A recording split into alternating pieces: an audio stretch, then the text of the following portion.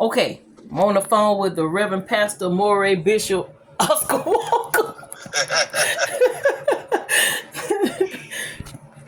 Okay, we was talking about the divine masculine being in reference to the rich man can't enter into the kingdom.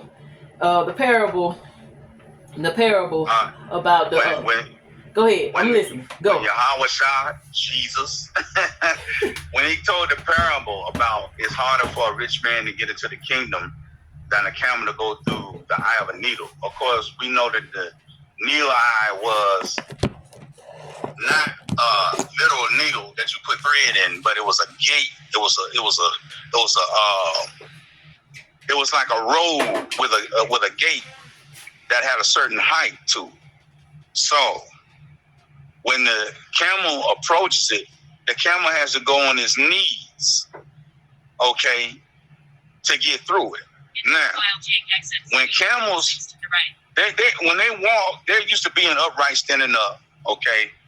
They only go down on their knees when it's time to rest. So imagine the excruciating pain that a camel has to go through to force itself, okay, because, his front legs bend backwards under him. They don't bend forward. They bend backwards under him. Like we bend down on our knees. Mm-hmm. So he has to pull himself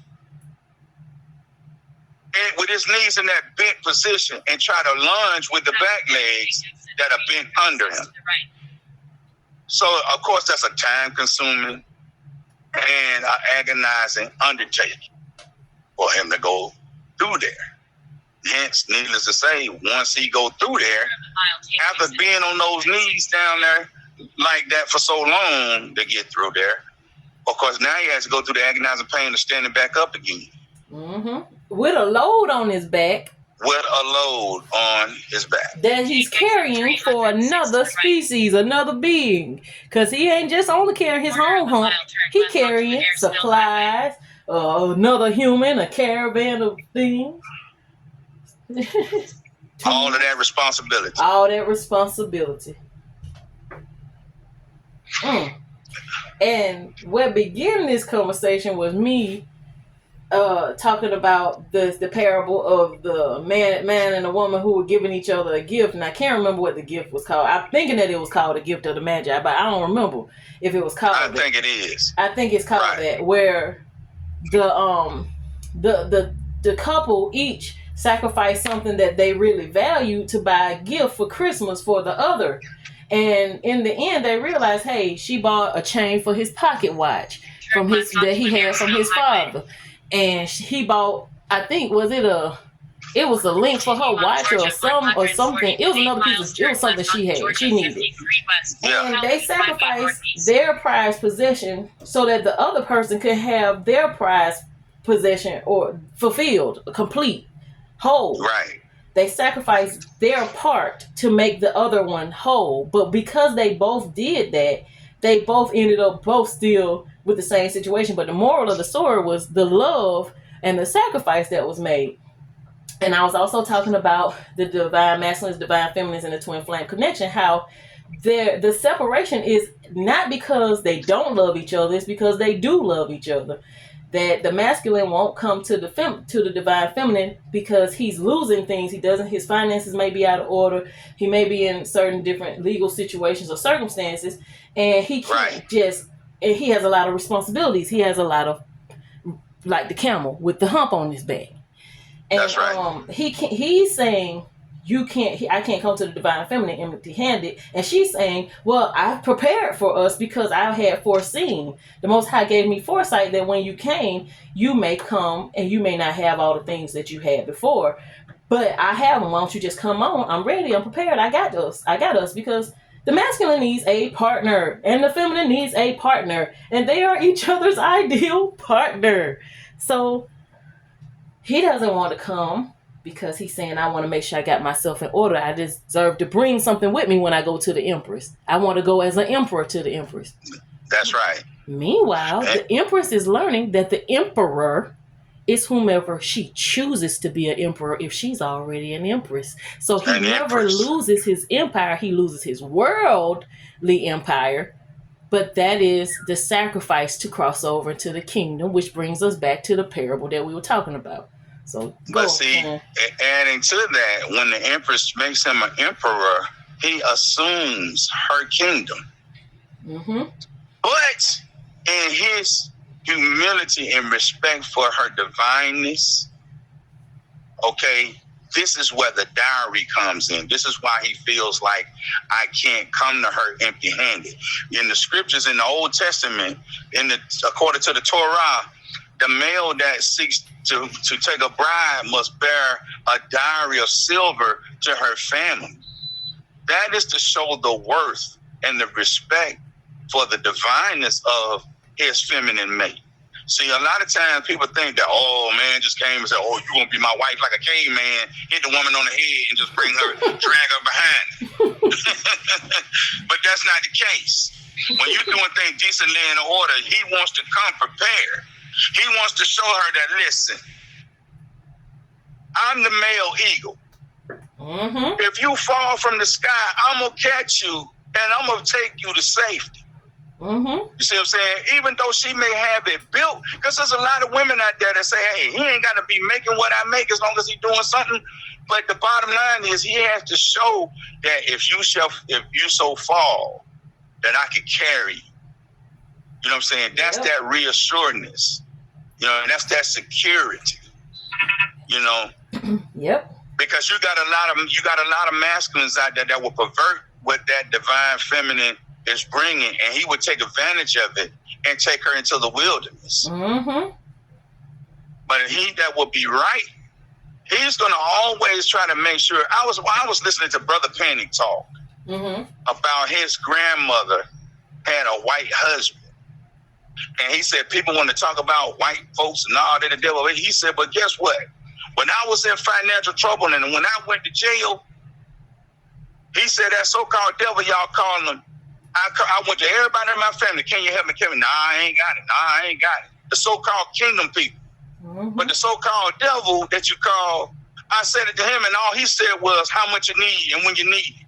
And came and peeled out money to set me free. Mm-hmm. He said, and I watched him with my grandmother.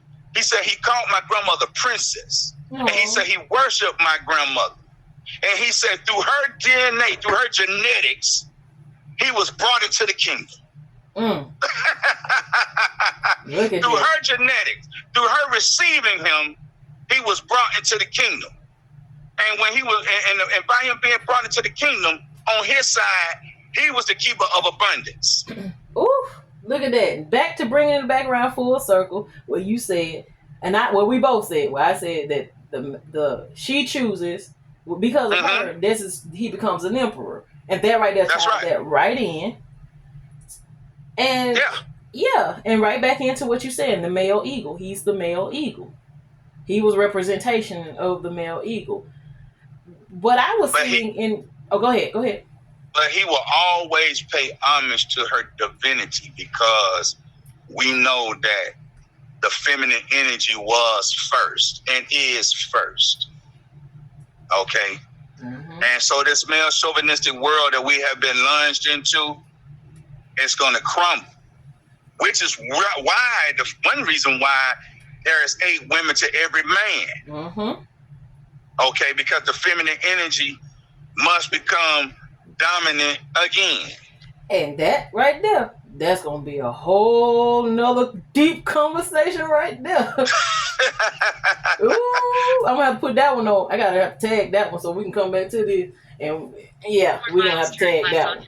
Because, well, what I saw, when you were discussing the male eagle energy, I was seeing that this journey, this yin and yang, this push and pull of the divine masculine and divine feminine energy, as we're restoring the balance, that's the wedding vows. They're both pledging their unconditional, undying, unyielding divine love for one another with everything that they do. Everything that they're doing in order to accomplish this balance, separately or together, is all a testament of that divine love. And that and restoration and reconciliation is it's always near. It's always coming.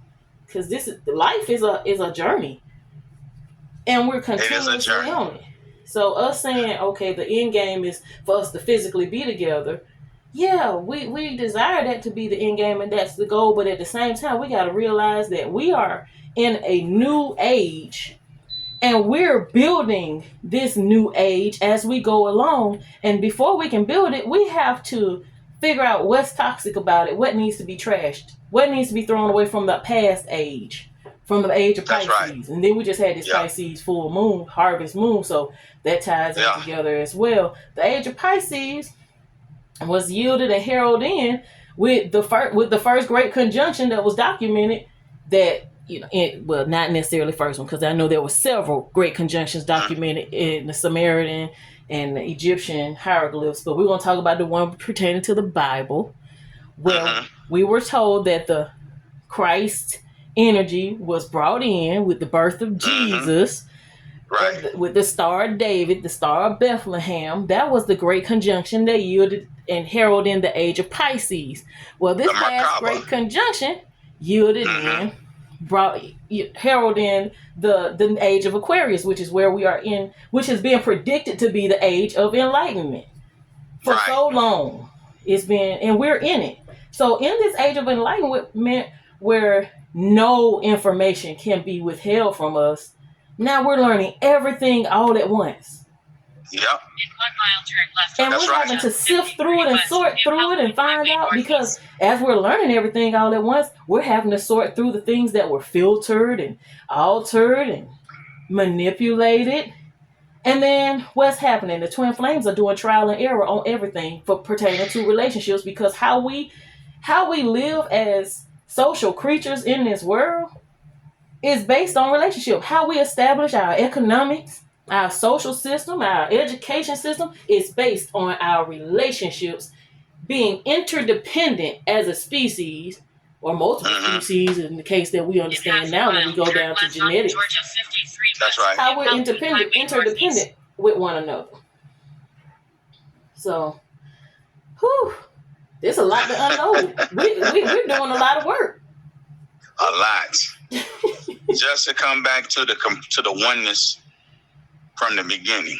When we were one complete chaos being, that was divided and trapped in a lower frequency in this dimension. So those that are being paired with their divine masculine and feminine will come back to the complete soul, the complete spirit, to break loose from this jail, this prison that we've been encased in. And together, the vibration will rise and transcend the vibration of this reality that we've been put in, and match that even of the earth, okay? So that we can, so that the primordial beings will reign again. The Titans will come back into being and take rulership. It's time for the lesser gods to be consumed, or to be placed together and complete to make the one, the divine one. Now, I'm going to interject right there, because when I was about 10 years ago, when my daughter was born, when she was about a year old, me and my sister, we was talking, and we had both had a shared dream. She had the same dream I had. We was just positioned in different places. And it's like, hey, I seen you in my dream. Hey, I seen you too. I waved at you too. Me and my sister had shared visions. And in that shared vision, we woke up that morning and talked about God particles. She said, what if when Jesus ascended, because we had to base it off of our foundation. What if when Jesus ascended, and they said that if the devil knew that he was going to be everywhere, then he wouldn't have killed him. And we'll go into the esoteric and alchemical processes of the Christ consciousness and the ascension later. But we're going to go into the biblical structure of it right now. Right. And what if when he ascended, he exploded into a bunch of God particles? And I actually have a deck of cards that I created based off of this storyline that me and her dreamed, called God particles. I need to publish them. But The storyline was God particles exploding and each of those little pieces of stardust, and this was before I came into any esoteric knowledge. Right. Little pieces of stardust settled inside of all of us, and that's the spirit, that's the breath of life, that's the Ruach, the Holy Spirit, whatever you want to call it. That's our consciousness, that's our conscience. Right. And these God particles are all trying to find their pair. And see, and here we go. Me and my sister, we silly, y'all. Because I know I'm going to post this, and I'm getting to my uncle. and I got an excuse because y'all in our conversation. And we talk, so we silly in my family. Right. She said, Charmaine, oh, wonder what part of God we are. I said, so long as I ain't the asshole, I'm all right. And so we would always say, oh, Lord, please don't let us be the butthole. Here go my mama. Well, your daddy always said that if the asshole close up, the brain gonna shut down too. Shut down. And she's a nurse, so she's telling us about real situations when they happen. She said, so the moral of this story is the world needs assholes. So does the kingdom. Because somebody got to filter out the shit. Somebody got to filter out the bullshit. So, with that being said, bringing this back on around, returning back to the oneness, which we were taught is the body of Christ. Me and my sister took a whole nother take of what if we are particles or blood cells like Osmosis Jones in the actual physical body of a god or titan. And then my uncle doing research and finding out that we actually are. We parts of the supreme consciousness, the divine consciousness that divided itself, into all of these different beings for these different experiences. It's like an experiment. You know what I'm saying? Because if I'm a creator, the best thing that I can be, or that can happen to me, is for me to experience my creation. You know what I'm saying? Think about the first person that ever thought about using ice and a certain amount of rock salt and all this kind of stuff to create ice cream. Churn that baby and milk, cream and all that stuff. You're going to be the first one to taste that. Exactly. You do that when you cook your food. When you cook a food for someone, especially a special meal, you sample that. Exactly. To get that experience yourself so you can be satisfied. Because you know if you're satisfied, they're going to be satisfied. Right. You're sharing that experience. You're sharing that experience. And that's what the divine one, that's what the creator of all, is doing. And that's why he says that I would that you all prosper and that your soul prosper. That you have live a life that's abundant. 4 miles, turn right on Veterans. Because that's why the Bible wants to experience that as well. And that's why the Bible talks so much about how to treat your neighbor. Because your neighbor is also you. We're all exactly. one. They're also, and the way you perceive each individual in your life is a perspective you have of yourself. Yes, the law of divine oneness. And that's why you can't see any further into someone else as you have looked into yourself. If I look and I see divine love and I see the Most High and the Spirit of the divine Creator in everybody, that's because I see it in myself, and I can't unsee it. And there you go. But if all I see is your toxicity and your negativity, then I've created that in my consciousness that is something that I may not like about myself. Exactly.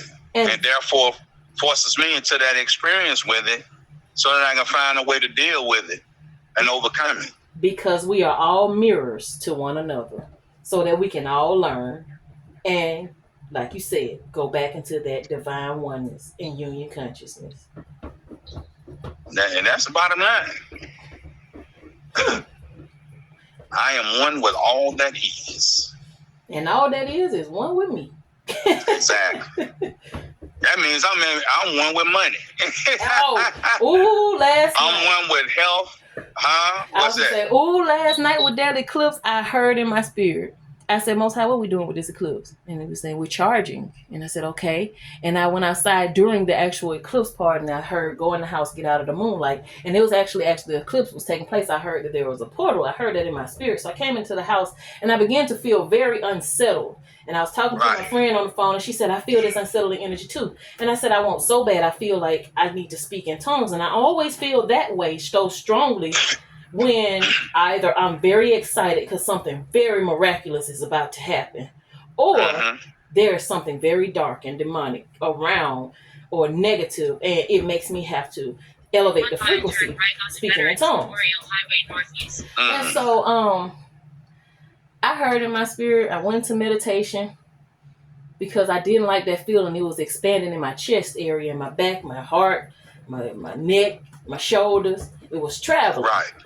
And I said, and I heard, charge your money with the eclipse. And I said, how am I supposed to charge my money? Put my wallet outside, ain't nothing in it. I'm supposed to put the debit card in there. What if I don't use that debit card no more? And I heard, you are magnetic. Money is an energy. Charge your aura. Shift, leave behind in that eclipse energy. Leave behind your mentality associated with money, your negative mentality or your lack mentality that was passed down to you, whether socially or based off of your family dynamic. Leave that behind. Let's step into this new world. Let's step past the portal. And I said, I feel like something is being left behind. I was on the phone with my friend, and I said, I feel like also when I felt that I need to speak in tongues, I felt like something needed to be shielded or held back from passing through with us. And that is those negative mentalities, thought processes, bad experiences, all the data we've collected pertaining to life experiences, relationships, because again, we're going to take everything back to relationship because we're talking about unity and oneness and unity consciousness. Yep. That's right. Those things that data that the twin flame, soulmate, collective healers have collected, we had to delete that. We had to trash it because we couldn't move forward. And I kept hearing, I'll pour you out a blessing that you don't have room enough to receive. And I was talking to my uncle about how sometimes that's not a good thing because you may not have the capacity to hold it, to harness it, to receive it, to accept it. You may fight it and reject it the whole way through. And the blessing may be in the form of your divine counterpart, your opportunity to come into oneness. That's right. Because when you come into oneness and completeness, everything that's out of line, that is not complete, it has to come into a completeness. So if you're a person that's in a financial situation of lack, when you come into that divine oneness, that lack disappears. Because why? Everything that's concerning you. That's why David said in the Psalms, or they say he said in the Psalms, but I'm going to say it like he said it in the Psalms, that the Most High will complete that which concerneth me. See? Because there's some things that I'm concerned about. There's some things that I'm missing, that I'm doing without, that I'm concerned about. He has to bring to a completion, or it, or her, however you see it, has to bring it into a completion. But I can only find that completeness, okay, when I unite with the same energy. Yep. I repel that completeness when I'm in the opposite energy. At this particular situation, opposites don't attract, they repel. And I'm going to say something to bring this into like 3D physical format. Medically, when you're dealing with the heart cell, you cannot use a skin cell to repair a heart cell. You can't to overthrow a heart cell. Exactly. And this is why they have to have compatibility when they're doing blood transfusions, organ transplants. And because it's still coming from a completely different genetic bloodline, those people have to be on anti-rejection medicines their whole life. That's right. But there has been studies that show that if a Reiki master aligns the vibrational frequency, there was this Reiki master and she worked with a heart surgeon for this. And she did Reiki on every heart that he did a transplant on, and he had 100% non-rejection rate of those people who had Reiki done on the heart, because the vibrational frequency was in alignment for the organ, and they were not on any anti-rejection medicines. That's awesome. Mm-hmm. That is awesome. Now that took it from us talking about the 3D. Well, we were talking about the spiritual, then we went to the 3D, then we went right back to an alchemical process that brought the two back into divine oneness and union. That's right. It's a beautiful thing. It is. Anything else you want to say before we close this out? No, I think that's it right there. When the spirit move, we gotta move too. Yeah, exactly. We're gonna start doing this a little more often. Yep. I'm gonna close us out.